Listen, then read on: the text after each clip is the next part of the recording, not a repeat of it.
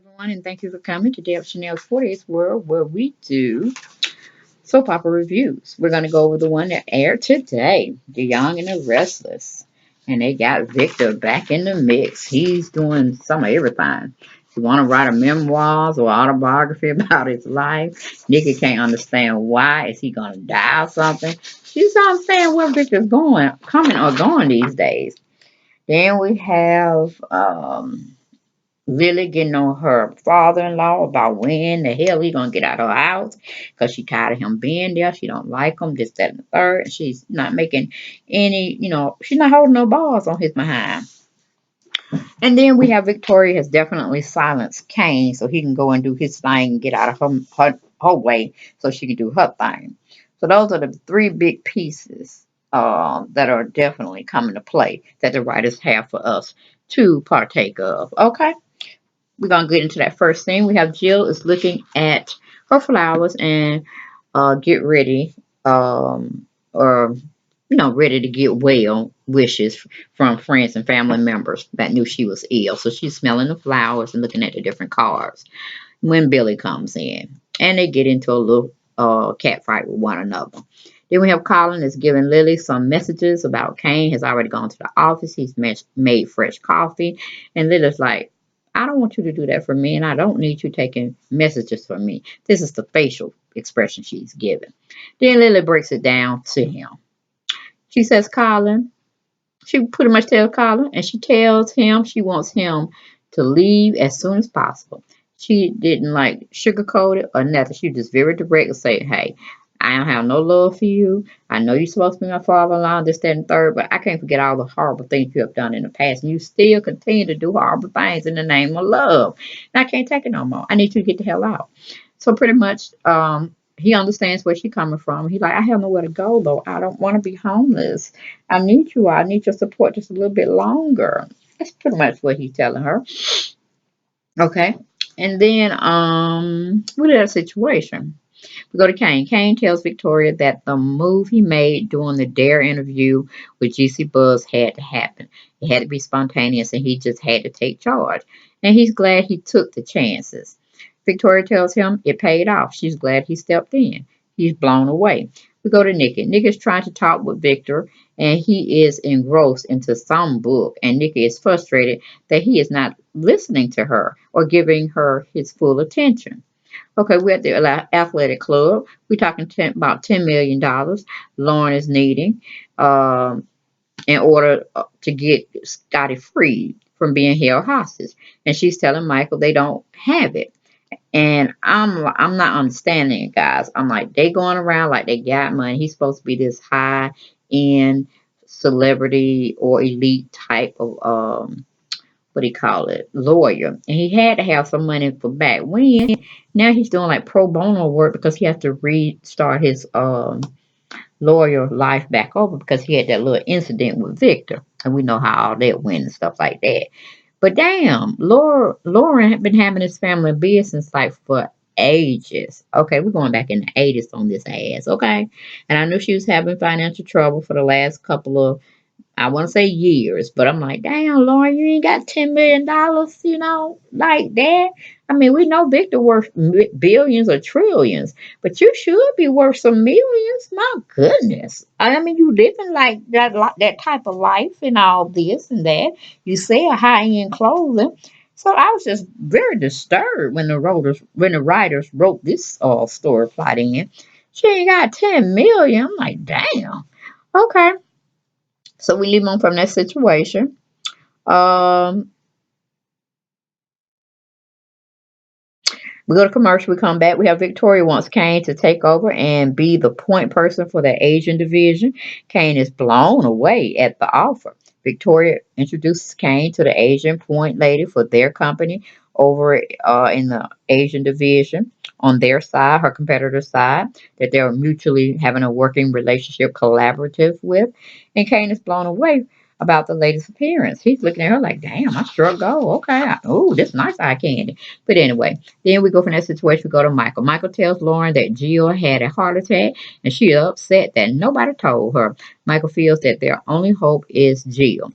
Michael didn't get the other information that Jack was privy of that Colin took all her money from Jill.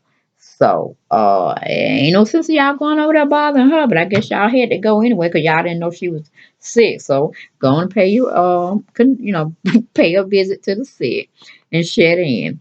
Okay, then we have Billy. Billy and Jill fussing to one another about throwing Colin stuff out and giving it to charity and, respecting boundaries. They both apologize to one another.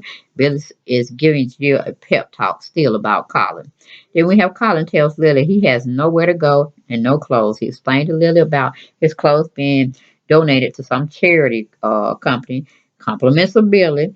And Lily like, hell, I probably would have did the same thing because you fraudulent. Then Lily tells Colin off once again, but she does give him some money to try and go back and buy some of his clothes back from that donated charity center that's in Genoa City. We go to commercial, come back. We have Nikki is picking on Victor about some book that he was reading or had written or somebody had written on him. I think it was Leanna Love or somebody had wrote on him a long time ago. She took the book from him. Told me, this is just slut stuff. We don't need that. That's disruptive. So Victor's asking Nikki about what she thinks about him writing his own autobiography or his own memoirs and about his life as a Newman and in his own words. Nikki looking at him like, you crazy. Why you want to do that at this point in your life? We all know if you want to do that, just go on and make a video or something. He said, I hate videos. So we leave from there. We go to Billy. Billy shows up at the office and they discuss Jill and Reed, meaning him and Victoria. Then Victoria's telling Billy about throwing Kane a bone, meaning giving him a new um, marketing position, heading up the Asian division. You're like, oh, you just want him out your hair, pretty much, right? Then we have Mike and Lauren are there seeing Jill over at her home, and Lauren goes over to hug her sister first, and it came very emotional. It was a very emotional moment. Then we have Jill's making light of her situation from Michael's point of view.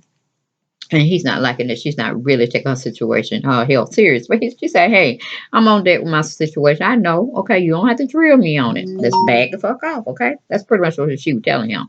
Then we have Jill is wondering why Michael and Lauren look like death, worn over. And Lauren tells Jill about Scotty being held hostage for ransom.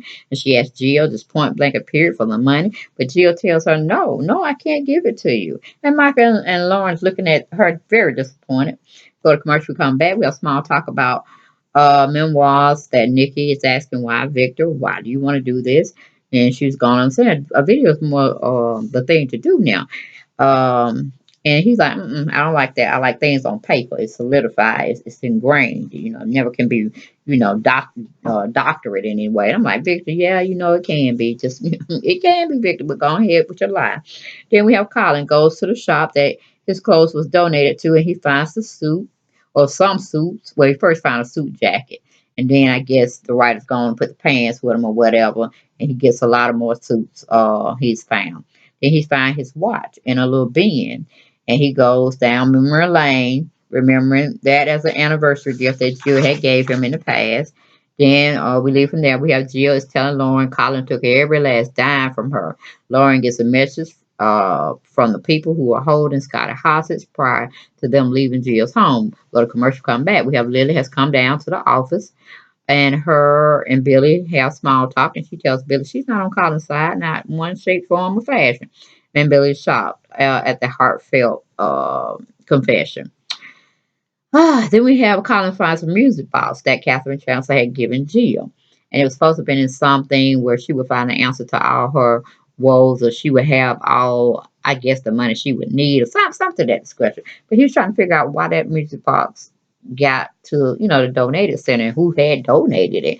And he pretty much think Jill had it and just got Warren and Terry and maybe nobody wanted, or maybe they did, and just went through a change of hands and they found itself back at that same donated charity spot.